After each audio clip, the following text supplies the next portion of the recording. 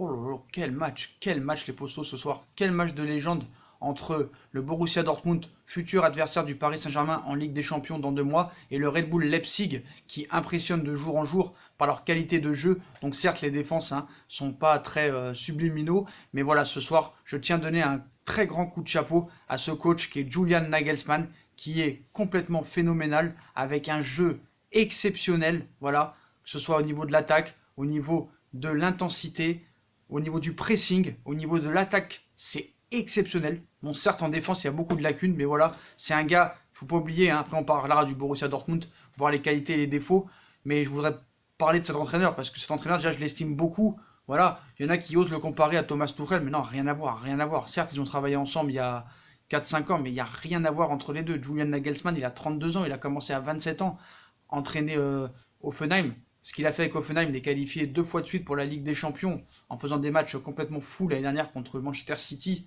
ainsi que contre Lyon. Pareil cette année, premier du groupe en Ligue des Champions, premier du championnat allemand à l'heure où on vous parle. Voilà, c'est des matchs exceptionnels.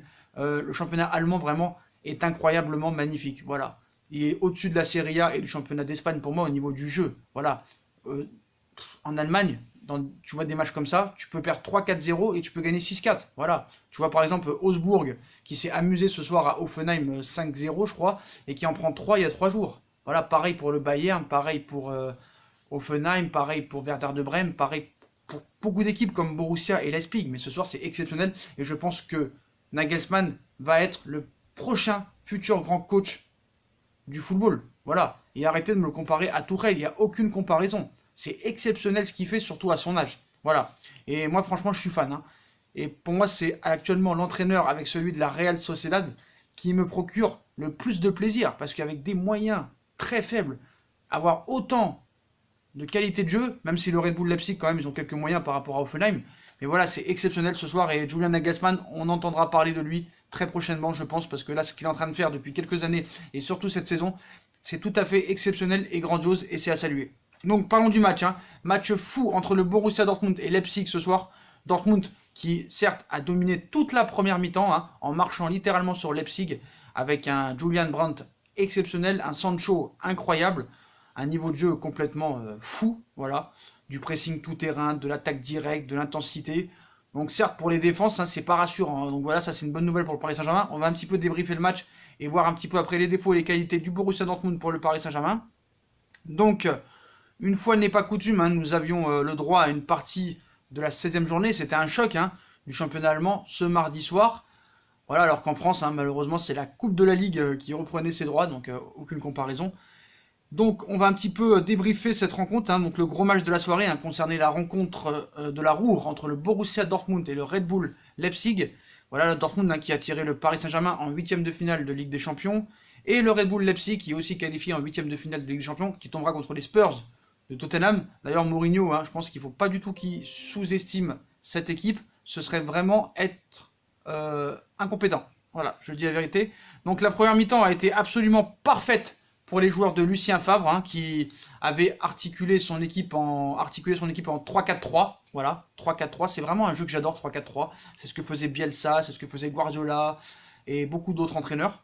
Donc ainsi, pendant les premières minutes, il semblait que les visiteurs voulaient contrôler un petit peu le ballon, alors que Dortmund se montrait les plus dangereux. Ce n'est pas étonnant donc de voir le Borussia Dortmund ouvrir le score grâce à Julian Weigl qui envoyait une belle frappe de l'extérieur de la surface. Donc je ne sais pas si vraiment c'est une faute du gardien. La trajectoire de la frappe est un peu bizarre. On dirait qu'elle sort mais qu'elle revient. C'est un petit peu bizarre. Le ballon trompait le portier adverse et finissait au fond des filets. 1-0 à la 23e minute de jeu. Youssouf Poulsen tentait de sonner la révolte du côté de Leipzig.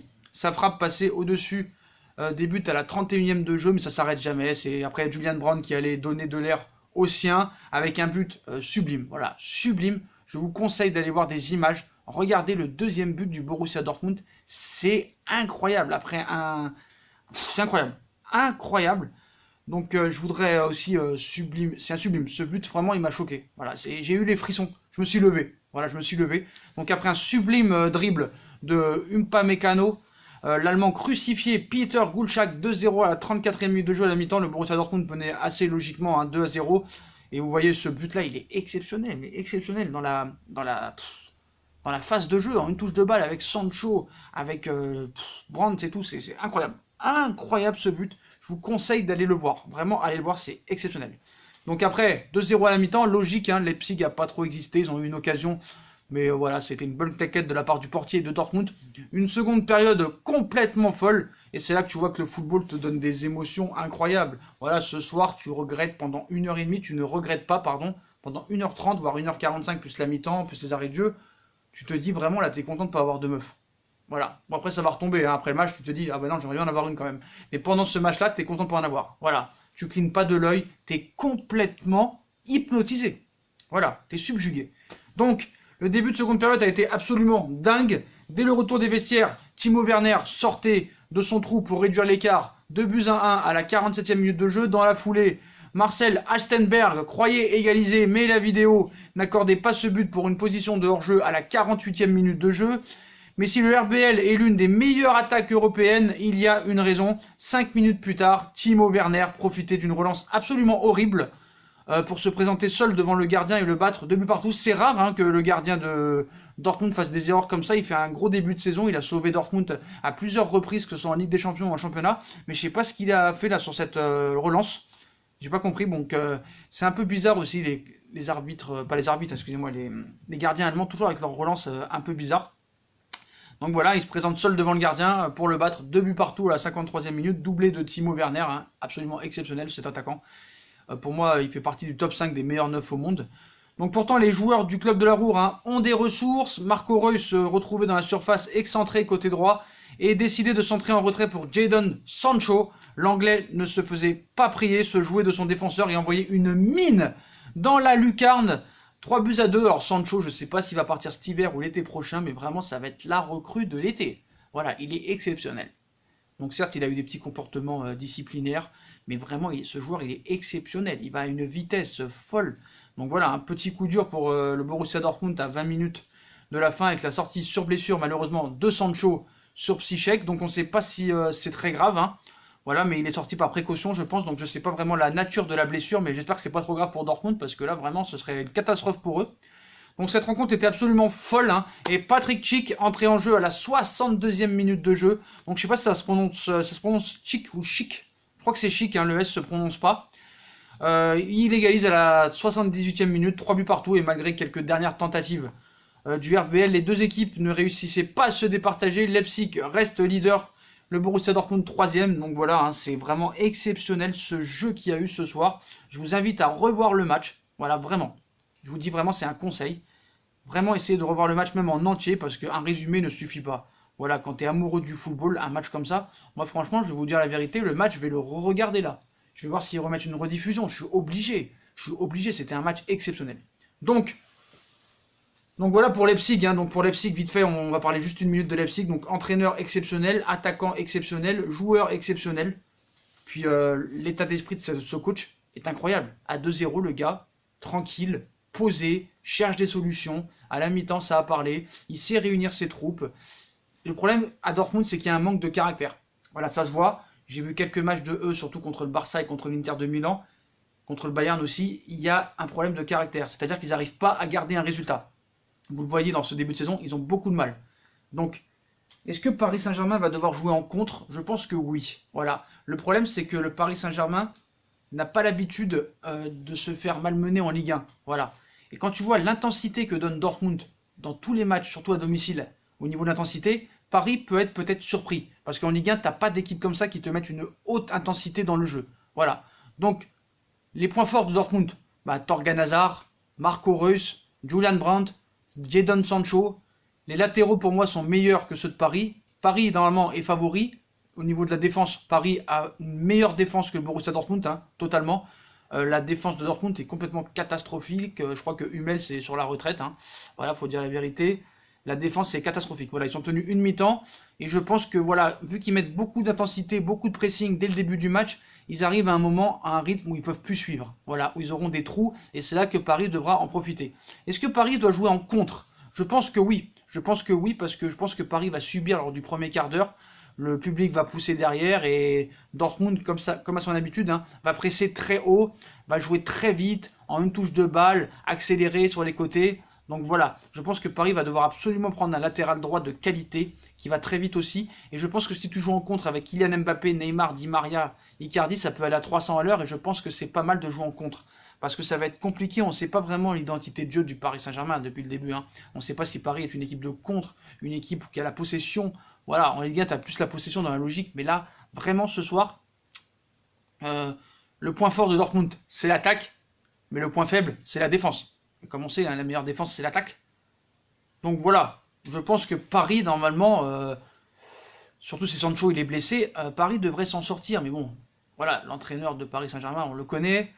C'est plus vraiment lui l'entraîneur. Mais voilà, quand je vois la première mi-temps de Dortmund, je me dis je suis inquiet. Quand je vois la deuxième mi-temps, je me dis je suis moins inquiet. Voilà.